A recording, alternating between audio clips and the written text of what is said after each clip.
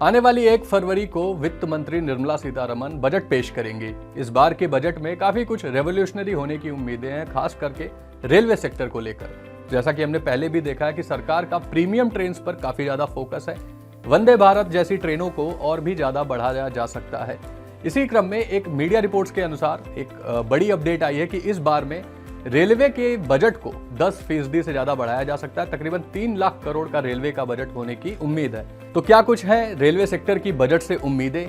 इस बार के rail budget में रेलवे को लेकर क्या कुछ बड़ी घोषणाएं हो सकती हैं? इसके अलावा पिछले फाइनेंशियल ईयर का रेल बजट कैसा था और रेलवे स्टॉक्स जो काफी गिरावट में इस समय ट्रेड कर रहे हैं, उनमें से कौन से ऐसे स्टॉक्स हैं जिन पर इस बार के रेल बजट का असर पड़ता हुआ दिखाई देगा। चलिए इस वीडियो में सब कुछ जानने की कोशिश करते हैं। सबसे पहले जानते हैं कि इस बार के बजट से रेलवे सेक्टर को, रेल मंत्रालय को क्या कुछ उम्मीदें हैं। तो इस बार के बजट में इंफ्रास्ट्रक्चर पर फोकस रहने की सबसे बड़ी बातें सामने आ रही हैं। जैसे कि एक अहम अपडेट जो आ रही है प्रोडक्शन को लेके, यानी कि जो ऐसी कंपनियां जो रेलवे के लिए कंपोनेंट्स, जो वोलेटाइल ट्रेन है, हाई स्पीड ट्रेन है, उनके कोच का काम, ये सारी चीजें करती हैं, उनको लेकर एक बड़ी अपडेट आ रही है कि उनको PLI स्कीम में, यानी कि प्रोडक्शन लिंक्ड इंसेंटिव, जो ऐसी कंपनीज जब ज़्यादा प्रोडक्शन करती हैं तो उन्हें सरकार इंसेंटिव देती है, उनमें इनको शामिल किया जाए। ऐसे कामों को जिसमें रेल व्हील्स, कोच कंपोनेंट, इन सब चीज़ों को PLI स्कीम्स के तहत शामिल किया जाए, यानी जो कंपनियां ये काम कर रही हैं उन्हें भी इंसेंटिव प्रदान किया जाए। इसको लेकर एक बड़ी उम्मीद है रेलवे से। इसके अलावा एक्सपोर्ट इंसेंटिव, अभी तक रेलवे की अधिकतर कंपनियां इंडिया के ही रेलवे के सप्लाई का काम करती हैं, उनके ही सर्विस देती हैं, उनके लिए ही मैन्युफैक्चरिंग का काम करती हैं। एक्सपोर्ट को बढ़ावा देने के लिए, ताकि हम कोचेस को दूसरी कंट्रीज के रेलवेज को भी केटर कर पाए, एक्सपोर्ट इंसेंटिव की बातचीत इस बार के बजट में रेल सेक्टर उम्मीद लगा के बैठा हुआ है। इसके अलावा सरकार का पहले भी एक चीज पर बहुत ज्यादा फोकस रहा है, वो है पब्लिक प्राइवेट पार्टनरशिप। इसको और ज्यादा बढ़ाने की, जहां पे जो पब्लिक लिस्टेड कंपनीज है और प्राइवेट कंपनीज हैं, वो एक साथ मिलकर रेलवे के आमूलचूल परिवर्तन पर काम करें, इंफ्रास्ट्रक्चर पर काम करें, इसको बढ़ाने पर और जोर दिया जा सकता है। इसको लेके हालांकि सरकार का क्रिटिसिज्म भी काफी हुआ था कि रेलवे के काफी कुछ डिवीजन में प्राइवेट पार्टनरशिप की वजह से महंगे हो गए थे सामान, जैसे कि रेलवे में प्लेटफॉर्म टिकट्स का काफी ज्यादा बढ़ जाना, ये सारी चीजें, पार्किंग के लिए काफी ज्यादा चार्ज किया जा रहा। हालांकि उससे स्टेशंस का मॉडर्नाइजेशन जरूर हुआ है, लेकिन ये सारी चीजें भी थी। तो इसको जो रेल कंपनीज है, रेल सेक्टर है, वो पब्लिक पार्टनरशिप को बढ़ाने की बात कर रहा है। इसके अलावा प्रीमियम ट्रेनों पर फोकस रहने की उम्मीद है। मिडिल क्लास और गरीब यात्रियों को लेकर सरकार को हालांकि काफी क्रिटिसिज्म झेलना पड़ा था। इस बार के बजट में उम्मीद है कि उनको लेकर भी काफी कुछ बड़ी घोषणाएं हो सकती हैं। ये एक बड़ी उम्मीद है मिडिल क्लास और गरीब यात्रियों को लेकर।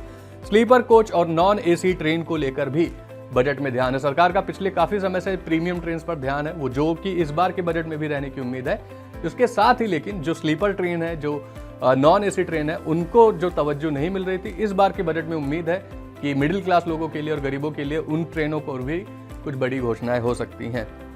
चलिए एक नज़र पिछले फाइनेंशियल ईयर के रेल बजट पर भी डाल लेते हैं कि कितना बजट मिला था और इस बार के बजट में क्या कुछ अभी तक उस बजट का हिस्सा खर्च हुआ है या नहीं।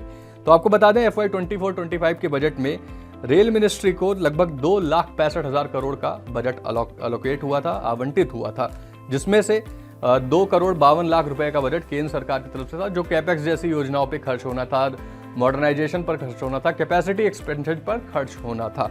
इसमें से जो कि अब इस साल अगर जो बजट है वो 3 लाख करोड़ का है, लगभग 10% कम था पिछले साल का बजट। इसमें से 5 जनवरी तक कैपेक्स के लिए जो बजट आवंटित था उसका 76% रेल मंत्रालय ने खर्च भी कर लिया है, रेलवे ने खर्च भी कर लिया है।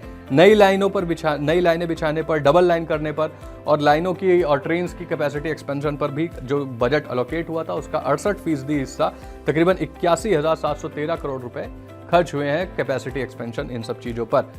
FY 24-25 में 2 बजट पेश हुए थे, जहां तक आपको पता ही होगा, एक इंटरिम बजट और एक इलेक्शन के बाद मेन बजट। इंटरिम बजट के दौरान भी लगभग 11 लाख करोड़ रुपयों का ऐलान हुआ था, जो सुरक्षा जैसे कामों पर आवंटित था, और भी कई सेफ्टी मेजर्स लिए जाने थे। हालांकि हमने पिछले काफ़ी टाइम से देखा है कि रेलवे एक्सीडेंट से काफ़ी जूझ रहा है, जिसकी वजह से ऐसे मेजर्स पर भी काफ़ी बजट एलोकेट हुआ था इंटरिम बजट में, जो कि लगभग 82% खर्च किया जा चुका है, यानी कि काफ़ी कुछ काम उस बजट का भी हो चुका है।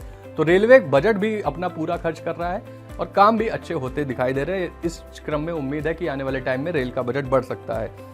अब चलिए ये जानते हैं कि इस बार मंत्रालय की तरफ से क्या कुछ ऐलान होने की उम्मीद है।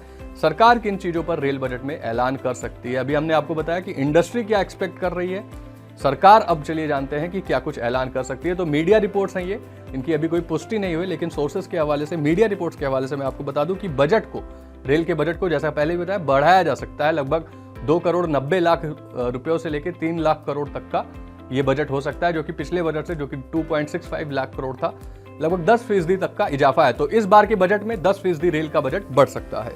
इसके अलावा इंफ्रास्ट्रक्चर पर बड़े ऐलान होने की उम्मीद है। कैपेक्स सरकार पर फोकस आने की उम्मीद है। हमने अभी कुछ अधिकारियों से भी रिपोर्ट्स आई थी, जिनमें उन्होंने भी ये बोला कि इस बार के बजट में रेलवे के कैपेक्स पर एक मेजर कंट्रीब्यूशन, बड़े ऐलानों की घोषणा हो सकती है, जिसमें नई लाइनों को बिछाने के लिए 2027 तक का टारगेट है। लगभग 68,000 किलोमीटर की नई लाइनें बिछाई जाए। वंदे भारत ट्रेनों की संख्या को 400 तक पहुंचाया जाए। ये सब 2027 के टारगेट है।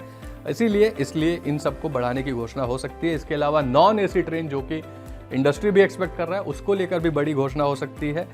हर वर्ग के लोगों के लिए एसी ट्रेन सुविधा को अवेलेबल कराना, क्योंकि प्रीमियम ट्रेन जो है वो काफ़ी महंगी होती है। सर्ज प्राइसिंग का भी हमने इशू देखा था कि जैसे जैसे बुकिंग की डेट पास आती है, जितना पास में आप बुक कराएंगे उतनी ही प्राइसिंग बढ़ती जाती है। तो उससे गरीब और मिडिल क्लास लोगों को काफ़ी इंपैक्ट हुआ था।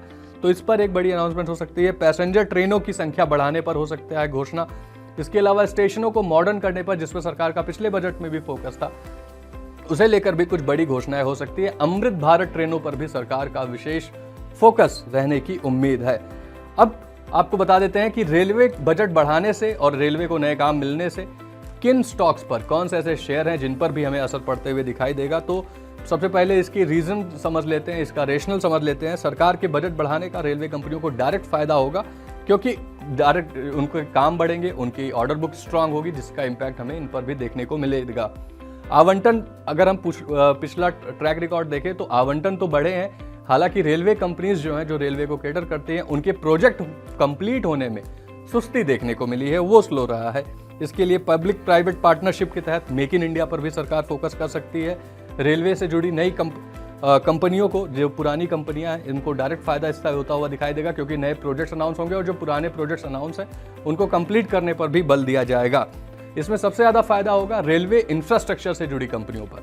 तो कौन कौन सी वो कंपनियां, चलिए ये भी एक बार देख लेते हैं। Jupiter wagon, Titagarh rail systems, rail Vikas Nigam limited RVNL, Ramakrishna forgings, oriental rail infrastructure और IRFC, जो कि फाइनेंसिंग का काम करती है, क्योंकि इसमें फाइनेंसिंग को लेकर भी काफ़ी कुछ अपडेट है कि फाइनेंस के जरिए सरकार IRFC के जरिए ही कर्ज लेती थी रेलवे को देने के लिए।